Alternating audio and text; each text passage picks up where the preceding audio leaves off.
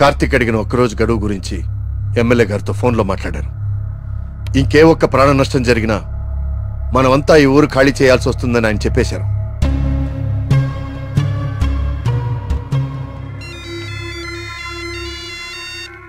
వర్మ గారు ఏం చేస్తున్నారు? ముఖ్యమంత్రి గారితో ఎమ్మెల్యే గారితో ఇప్పటిదాకా ఫోన్లో మాట్లాడారు. ఇంకేవో మన ఊరు గురించి మాట్లాడుతున్నారు. సరే కుమార్. స్వామి, సమస్య సృష్టించింది నువ్వే, పరిష్కారం చూపించాల్సింది నువ్వే. ఊరు ఖాళీ అవ్వడమే నువ్వు చూపించే పరిష్కారమా?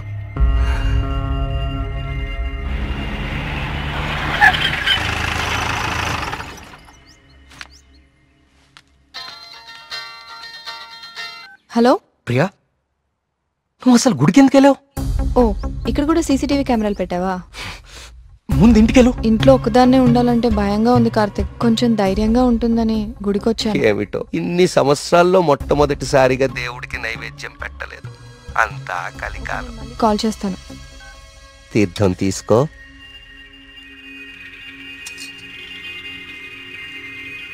ఆయుష్మాన్ భవ. అమ్మగారు నమస్కారం అండి. పూజారి గారి ప్రసాదం మీకు ఇచ్చి రమ్మన్నారు, తీసుకోండి. Hello hello. Thank you. ఉంటానమ్మా. ప్రియా వచ్చింది ఎవరు? పూజారి గారు ప్రసాదం ఇచ్చి పంపించారు. ఇందాక ఇవ్వడం మర్చిపోయారంట. సరే జాగ్రత్త.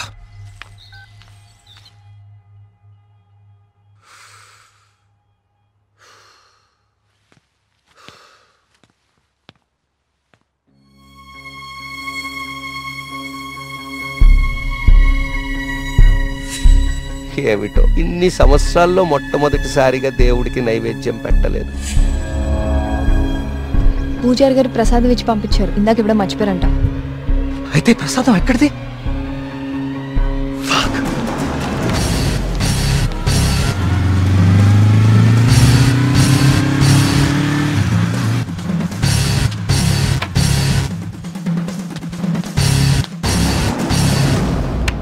ప్రియా, ప్రియా, ప్రియా, ప్రియా తలుపు తీ. ప్రియా, ప్రియా వినపడుతుందా?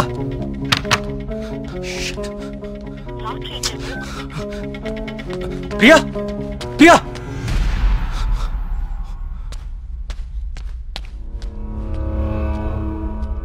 ప్రియా, నీ ఫోన్ స్విచ్ ఆఫ్ లో ఎందుకుంది? తలుపు కొడుతుంటే తీయట్లేదేంటి? Priya, what happened?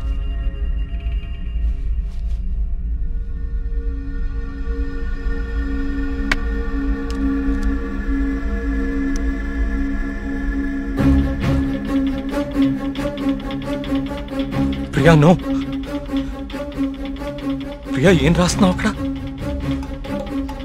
ప్రియా, ప్రియా చూడు ఇక్కడ.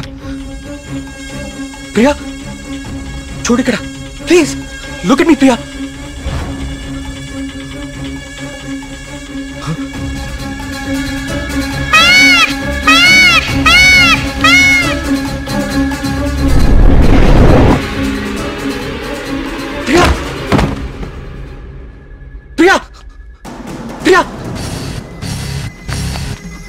ప్రియా, ప్రియా,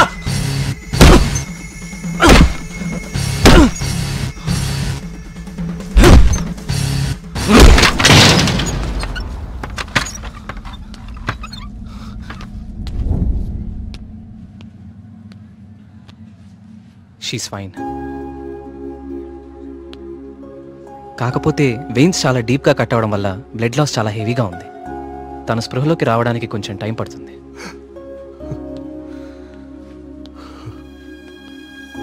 కార్తీక్, ఒకసారి రండి.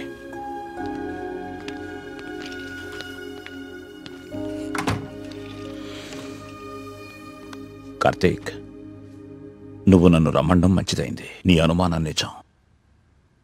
ప్రియ తిన్న ఫుడ్లో ఒక డ్రగ్ కలపబడింది. ప్రియ బ్లడ్ని పవర్ఫుల్ మైక్రోస్కోపిక్ అబ్జర్వేషన్ చేశాను. ఆ డ్రగ్ వల్లే ప్రియ ఆత్మహత్య చేసుకోబోయింది. విషయం అయితే చనిపోతారు. ఇలా డ్రగ్ మూలంగా ఆత్మహత్య చేసుకోవటం ఏంటి? చెప్తాను. కొన్ని వందల సంవత్సరాల క్రితం ఆయుర్వేద బ్రహ్మగా పేరొందిన సుశ్రుతుడు కొన్ని రకాల మొక్కలకి మనిషి మెదడ్ని కంట్రోల్ చేసే శక్తి ఉందని కనుగొన్నాడు. వాటితో ఒక డ్రగ్ తయారు చేశాడు. అలెగ్జాండర్ తన ప్రపంచ జైత్రయాత్రలో భాగంగా తన సైనికుల మీద ఈ డ్రగ్ను ఉపయోగించాడు. ఎన్ని దెబ్బలు తగిలినా తమ శారీరక స్థితిని పట్టించుకోకుండా పిచ్చి పట్టినట్లుగా యుద్ధానికి వెళ్లేవారు. హిట్లర్ కూడా రెండవ ప్రపంచ యుద్ధ సమయంలో ఇలాంటి డ్రగ్ తయారు చేయించాడు. అయితే అదంత సక్సెస్ అవ్వలేదు. ఆ డ్రగ్ని 3 డోసెస్గా ఇస్తారు. రోజుకి 1 డోస్. ఆ 3rd డోస్ బాడీలోకి వెళ్ళాక డ్రగ్ ఎఫెక్ట్ స్టార్ట్ అవుతుంది. ఎవరైనా ఈజీగా ఆ వ్యక్తి మెదడుని కంట్రోల్లోకి తీసుకోవచ్చు. అంతేకాదు, ఆ 3 డోసెస్ ఒకేసారి కల్పిస్తే అది సైనైడ్ కంటే ప్రమాదకరం. It's a hypnotic suicidal drug. అంటే ప్రియా కూడా? ఎస్, ప్రియ విషయంలో కూడా అదే జరిగింది. ఆ డ్రగ్ కలిపారు. That might be 3rd dose. అంతకుముందే 2 డోసెస్ ఇచ్చేసి ఉండాలి. ఆ ఫుడ్ తిన్న వెంటనే ప్రియ మీద హిప్నాటిక్ ఎఫెక్ట్ స్టార్ట్ అయింది. అయితే ఎవరో తనని లెటర్ రాసి ఆత్మహత్య చేసుకునేలాగా హిప్నటైజ్ చేశారు. You're right. ఈ డ్రగ్ అసలు మన మార్కెట్లో దొరుకుతుందా? మార్కెట్లో ప్రోజోన్, డాల్మెన్ లాంటి హిప్నాటిక్ డ్రగ్స్ ఉన్నాయి. కానీ ప్రియకిచ్చింది వెరీ పవర్ఫుల్ డ్రగ్. అసలు ఇలాంటి డ్రగ్ ఒకటి ఉందని ఇప్పటి ప్రపంచానికి తెలియదు. వీటిని తయారు చేయడానికి కొన్ని రకాల మొక్కలు వాడతారు కార్తీక్. దే ఆర్ కాల్డ్ సైకోసిస్ ఇండ్యూసింగ్ ప్లాంట్స్. ఇవి జర్మనీ పరిసర ప్రాంతాల్లో మాత్రమే దొరుకుతాయి. కొన్ని లక్షలు ఖర్చు అవుతాయి కార్తీక్ ఈ డ్రగ్ని తయారు చేయడానికి. మరి పోస్ట్మార్టం రిపోర్ట్లో ఈ డ్రగ్ గురించి ఎందుకు తెలియలేదు మనకి? అదే దీని స్పెషాలిటీ. 3rd డోస్ బాడీ లోపలికి వెళ్ళాక ఇది బ్లడ్లో చాలా డీప్గా మిక్స్ అయిపోతుంది. ఇది బ్లడ్లో ఉండేది కేవలం 2 గంటలు మాత్రమే. ఆ తర్వాత ఎవాపరేట్ అయిపోతుంది. మనుషులు మామూలు అయిపోతారు. కానీ ఒకేసారి 3 డోసులు ఇస్తే వెంటనే చచ్చిపోతారు. పోస్ట్మార్టం చేసేటప్పుడు నార్మల్ బ్లడ్ టెస్ట్ చేస్తాం కాబట్టి ఈ డ్రగ్ గురించి తెలియడం ఇంపాసిబుల్. అదృష్టం ఏంటంటే నువ్వు ప్రియని చాలా ఫాస్ట్గా 2 అవర్స్ లోపే హాస్పిటల్కి తీసుకొచ్చావు. కొంచెం ఆలస్యమైనా ఇలాంటి డ్రగ్ ప్రియకిచ్చారని మనకెప్పటికీ తెలిసేది కాదు.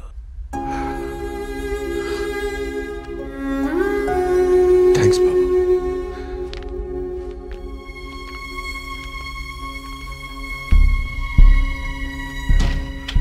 అయితే అన్ని ఆత్మహత్యలకి కారణం ఆ డ్రగ్. సుబ్రహ్మణ్యపురం లాంటి చిన్న ఊరు మీద ఇన్ని లక్షలు ఖర్చు పెట్టి ఎందుకు ఈ డ్రగ్ ఉపయోగించారు? దేవుడి పేరు వాడుకుని జనాలను ఎందుకు చంపారు?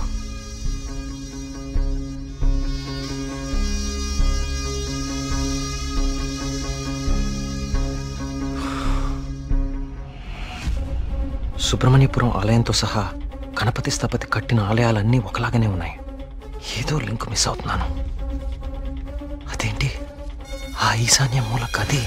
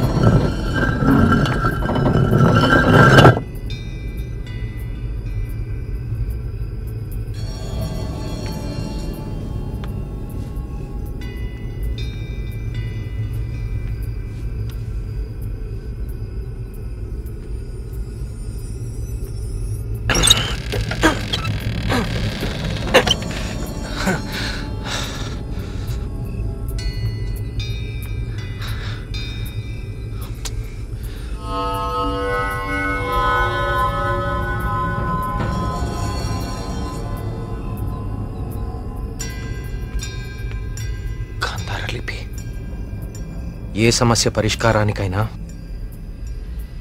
తదేక దృష్టి అవసరం.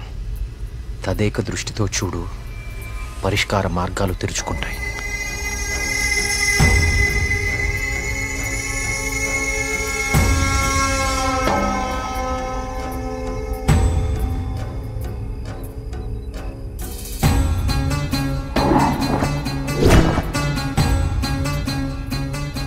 తదేక దృష్టితో చూడు, పరిష్కార మార్గాలు తెరుచుకుంటాయి.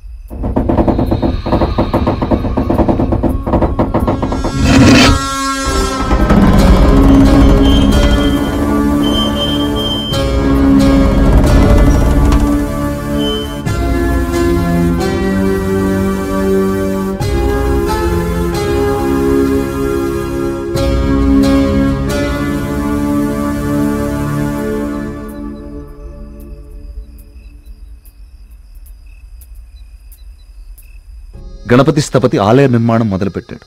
స్వామి విగ్రహం అతన్నెందుకో బాగా ఆకర్షించింది. రహస్యంగా ఆ విగ్రహాన్ని పరీక్షించడం మొదలుపెట్టాడు. ఆశ్చర్యపోయాడు. కార్తీక పౌర్ణమి రోజున కొన్ని ఘడియల సేపు స్వామి విగ్రహానికి ఒక వింత శక్తి వస్తుంది. ఆ సమయంలో ఆ విగ్రహాన్ని తాకిన జలం తాత్కాలిక అమృతంగా మారుతుంది. మనిషి వయసును తగ్గిస్తుంది. కానీ కొద్దిసేపటికి యథారూపం వచ్చి అదే మనిషి ప్రాణం తీస్తుంది. అదే ఆ విగ్రహాన్ని కొన్ని రసాయన ద్రవాలతో లేపనం చేసి తిరిగి అభిషేకం చేస్తే ఆ జలం ఈసారి శాశ్వత అమృతంగా మారుతుంది. ఇదంతా కేవలం కార్తీక పౌర్ణమి రోజున మాత్రమే జరుగుతుంది. స్వామి విగ్రహానికి దాని కింద అంతర్భాగంగా ఉన్న శిలకు ఈ శక్తి ఉందని ఆయన కనుగొన్నారు. మహారాజుకి ఈ విషయం చెప్పాలని వెళ్లి చూసేసరికి మహారాజు రవివర్మ చింతాక్రాంతుడై ఉన్నాడు. కారణం, తమ రాజ్య సరిహద్దుల్లో పరమ క్రూరుడైన అస్లం ఖాన్ తన సైన్యంతో ఈ రాజ్యాన్ని నాశనం చేయడానికి సిద్ధంగా ఉన్నాడు. అస్లం ఖాన్ సైనిక బలంతో పోల్చుకుంటే తమ సైన్య బలం సగం కూడా లేదు. ఓడిపోవడం తథ్యం అనే దిగులుతో ఉన్నాడు మహారాజు. గణపతి స్థపతికి ఠక్కున ఒక ఆలోచన స్ఫురించింది. స్థపతి ఆ విగ్రహం గురించి తాను కనుగొన్నది చెప్పాడు. రాజు ఆశ్చర్యపోయాడు. ఆ రోజు కార్తీక పౌర్ణమి, అంటే స్వామి విగ్రహానికి వింత శక్తి వచ్చే రోజు. స్వామికి అభిషేకం చేసిన ఆ జలాన్ని తీసుకుని మహారాజు మారువేషంలో అస్లం ఖాన్ గుడారానికి వెళ్లాడు. వయసు తగ్గించే మందు తన దగ్గరుందని మాయమాటలు చెప్పాడు. అస్లం ఖాన్ మొదట నమ్మకపోయినా తన వాళ్లకి జరిగిన మార్పు చూసి ఆ జలాన్ని తను కూడా తాగాడు. రాత్రికి రాత్రి అస్లం ఖాన్, అతని ముఖ్య అనుచరుల ప్రాణాలు అనంత వాయువుల్లో కలిసిపోయాయి. ఆ సుబ్రహ్మణ్యేశ్వర స్వామే తన రాజ్యాన్ని కాపాడాడని నమ్మాడు మహారాజు. ప్రజల క్షేమాన్ని ఆలోచించి స్వామికి అభిషేకాలు జరగకుండా చూశాడు. చావుని జయించడం ప్రకృతి విరుద్ధం. అందుకే గణపతి స్థపతి మహారాజు విగ్రహ రహస్యాన్ని ఎవ్వరికీ చెప్పలేదు. ఈ విగ్రహ రహస్యాన్ని గణపతి స్థపతి గ్రంథస్థం చేసి గుడిలోని ఈ రహస్య ప్రదేశంలో భద్రపరిచాడు. ఒక ప్రత్యేకమైన నాణాన్ని ఉపయోగించి ద్వారాన్ని మూసివేశాడు. భవిష్యత్తులో ఈ రాజ్యానికి ఏదన్నా ఆపద వాటిల్లితే భగవంతుడు ఆ ఆపదని తొలగించడానికి ఒక వ్యక్తిని ఎంచుకుంటాడు. అతన్ని రాజ్యానికి వచ్చేలా చేస్తాడు. ఆ వ్యక్తికి ఆ నాణెం, రహస్య గదిలో ఉన్న ఈ ప్రతి పరిష్కారాన్ని చూపిస్తాయి.